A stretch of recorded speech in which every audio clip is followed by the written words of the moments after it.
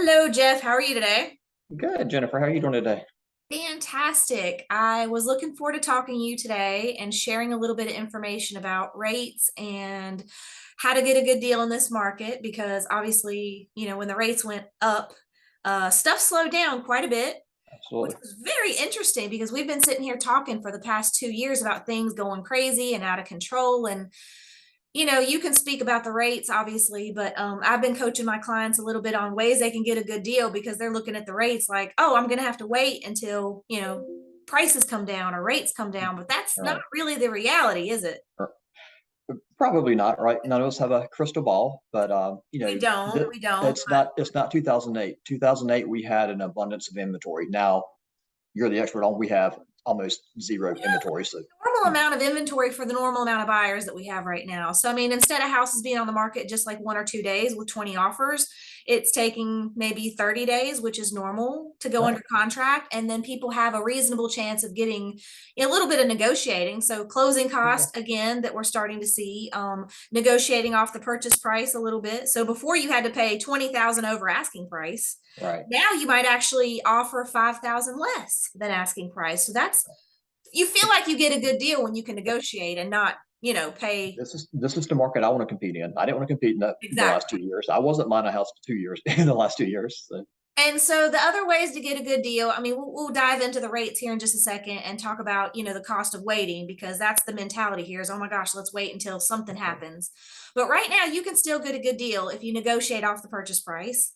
It's always going to sweeten the pot if you can negotiate some concessions, home warranty, for example, a carpet allowance, or maybe some closing cost.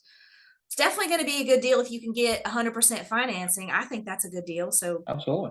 FHA, or not FHA, but USDA, And VA. VA, Yeah. and maybe even some of the down payment assistance programs that we haven't really been looking at the past Yeah. couple of years.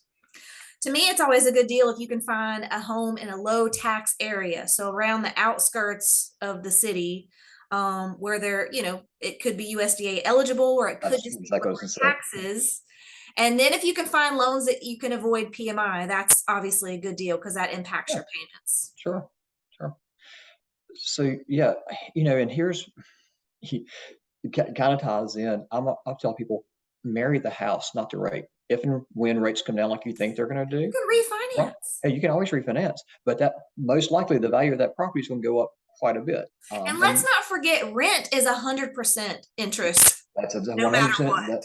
You're exactly right. Yeah. So you're still paying a mortgage. You're just not paying your own. You're paying someone else's, and you're getting zero appreciation. You're getting zero tax benefits. Renting's okay for some people, but I think the majority, if you have your choices and are educated, home buying is the way Always to go. better to buy. That's the key to building wealth. That's the number one thing for, it's And the American dream. it's Well, the let's number dive one. into the interest rates and show us a little bit about maybe the cost of waiting and how that might look Yeah, on yeah, the yeah. graphic. So unless you've been under a rock, you've probably heard rates have been going up quite a bit. To me, they're still not horrible. I've been doing this for 23 years, so to me, this is normal rates. The last 10 years or so, it's been Exactly. artificially, lowered by the Fed. So hey, I took advantage of low rates too, so nothing wrong with that. But it's not normal, right? It's if you let the market forces go, rates can go up. And right now, we're dealing with a lot of inflation. We have new inflation numbers coming out Wednesday, and I won't get too detailed on that, but we're replacing last September, which is a low reading. So probably the inflation numbers will come a little higher this week, which is going to push rates up a little bit more. That's the bad news. The potential positive news is starting in October, the inflation started kicking in last year. So when we're replacing October this year to October last year, we may start seeing inflation dip a little bit, which and the bond market rates usually follow shortly thereafter. So no guarantees, but that's how the inflation numbers I work. think they waited too late to raise the rates, but that's just me. I 100% agree. And they were still buying bonds when they should have stopped that off and started doing quarter point increments last year, and we'd be done with this. But they didn't, and here we are. So, Here we are. so what I pulled up, let me go up here, and just to show you the example, the numbers that I'm working with, use a property that you'd sent over. It's priced at 349.9. You All can right. share your screen. Yep, you probably would help if I shared. Sorry about that.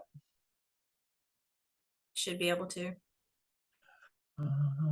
Right there. Share. Let me know when you can see it. Got it. Okay. Sorry about that. No, you're good. The graphic is really helpful, I think. Yeah, I agree. I just forgot I hadn't shared the screen yet. So property price at 349.9, Right? estimating property taxes and the homeowner's insurance. Um, what I did is I put it in with a 10% down payment, rate of 6.75 with a half discount point. And you come down to show you the cost of waiting. So again, if you're waiting for the magical numbers to come down, waiting for Wow. magical interest rates. And if you look at these projections, these are not, pie in the sky. These are statistically for Forsyth County. And if I pull up one in another county, it's going to pull up the, you know, what's the anticipated appreciation.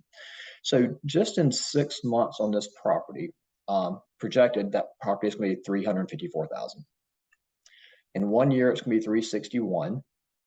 2 years, it's going to be 374, 918. So call it 375. And then in 3 years, you're at 389 and a half. All right. So just in appreciation alone, there's $40,000 in 3 years. So let's say you get that magical half point interest rate lower. You're probably not going to save $40,000 over the next 3 years on that lower interest rate. All right. Exactly. You can see the projected loan amounts, what it would be, because if we're based off 10% down, which is the example that I used, now you're putting another 4,000 down. Now you're, 10,000 more. You're at $23,000 more down payment, and now you're at 35,000 more down payment. That's just doing the standard 10% down payment, right? So that's your cash outlay difference.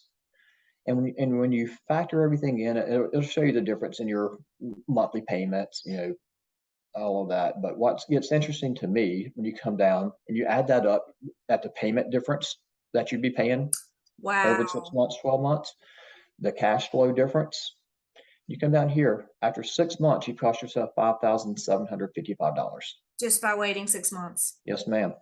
1 year, 14,568. Wait 2 years, now you're $32,000 into the hole. 3 years, just a minimal So 50,400, 3 years and you've just given away 50 grand, hoping $50,000. that the prices will come down. But Yeah, the reason they're not going to come down is because there's enough demand to absorb the correct. inventory. The Yeah, only way we would have a repeat of 2008 is if we had so much inventory there weren't enough buyers, and that's just not really possible in this market. that's my thing. And keep in mind these numbers here, and to me that's staggering enough. You talk about $50,000 in 3 years, or even $32,000 in 2 years. I mean, I don't know about you, but $32,000 is real money to me. I will give away $30,000.